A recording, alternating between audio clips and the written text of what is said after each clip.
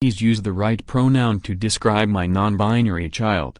The first time my oldest child told me that gender existed on a spectrum, we were parked in the driveway, sitting in our old Honda minivan with the engine idling and the radio off. Miriam had just returned from a youth group weekend and we were catching up.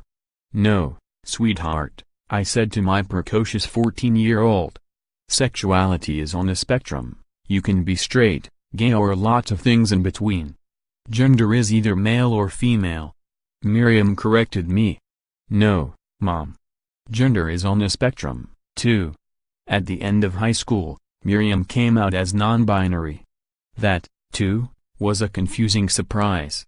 My husband David and I listened intently, nodded in all the right places, and said we would do everything we could to be supportive. We had no idea what that meant. I would be lying if I pretended it has been easy. For the first 18 years of Miriam's life, I was sure I was raising a daughter. And I was.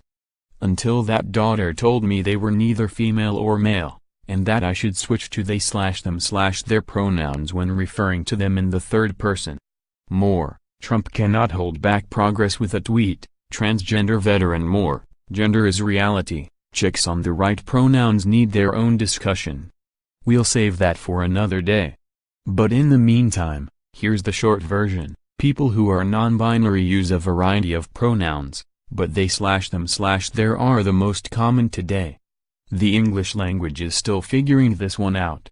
My child, and many other non-binary folks, use they instead of she or he, them instead of her or him, and their instead of hers or his.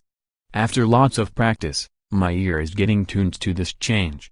The distinctions may seem like a clumsy trick of the English language, but the implications run deep. The pronouns we use reflect our level of respect for the person we are speaking with or about. When someone tells me, "I'll just call Miriam she because that's what I'm used to," they are passing judgment on my child. They are saying, "My comfort is more important than your child's comfort." Whether or not they intend to be dismissive, they are telling me, Miriam's identity is not valid because I don't understand it. Being misgendered, or mistaken for the wrong gender, stings. Hearing she/her/hers instead of they/them/theirs causes my child pain. Does that sound harsh? Does it sound like I'm asking friends, family and strangers to engage in an issue that doesn't involve them? I can assure you that whether or not you think you know someone who is non-binary, you do. The more people I talk to and the more I write about this, the more I realize that David and I are experiencing something that is both utterly unique and increasingly common. You know someone who is non-binary. They just might not have told you yet. As a parent, I am doing everything I can to expand the universe in which my child and other non-binary people can feel comfortable.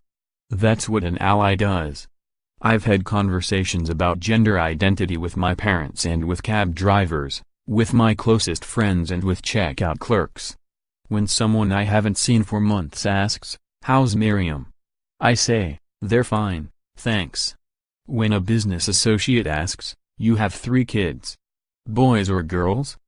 I tell them, "I have 2 sons, and my oldest is non-binary." Some people nod because they get it. Most of the time, I have to explain further. More, dear America, if I can adapt to my transgender child, you can too. Policing the USA, a look at race, justice, media. Here's a peek into the types of questions and reactions I've heard from friends, relatives and strangers when I mention Miriam or talk about what's been going on in our lives, along with my responses. Do you think it's a phase? No. And even if it were, what difference would that make? I want to keep the lines of communication open and help my child find a comfortable home in the world, with or without me. If I deny their reality, I will be shutting the door. What you are describing is scientifically impossible. There are 2 sexes, male and female, and therefore 2 genders. That's not helpful. And anyway, I'm talking about gender, not biological sex. Gender has always been a social construct, which changes by era and culture. Some say sex is constructed, too. This is just kids' latest way to try to be unique. They'll grow out of it. The fact that many of the people who, publicly, Identify as non-binary happen to be under 25 does not mean this gender identity doesn't exist for older people. They may not have had the language or the need for it, or they just might not be sharing it with you. Wait a few years until non-binary is more familiar to the mainstream public. You'll be hearing more of this. My child says the same thing. I think it's because she's depressed. If you think your child is depressed, I encourage you to get them help to deal with it directly. Please don't deny your child's identity. I'm so sorry. I feel terrible for you. Keep your pity to yourself. It is both misguided and unwelcome. As soon as you smugly think to yourself, "Thank God it's not my kid," you separate yourself from my family and isolate us from the larger community. Please deal with your discomfort away from me.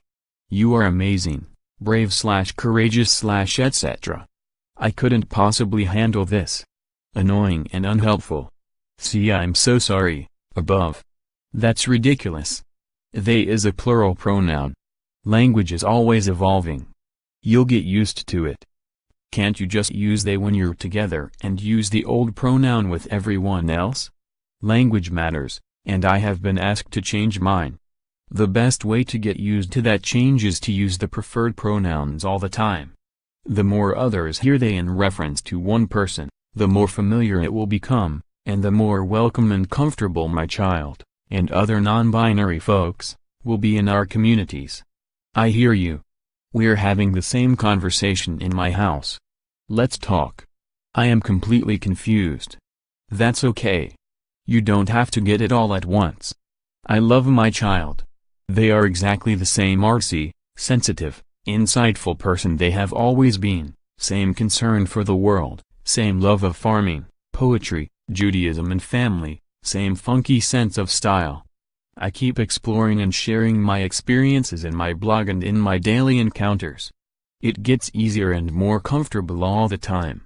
Susan Oppow is CEO of Wow Writing Workshop, a communication and writing services company, and is author of the blog Writing It Down. This column first appeared in the Detroit Free Press,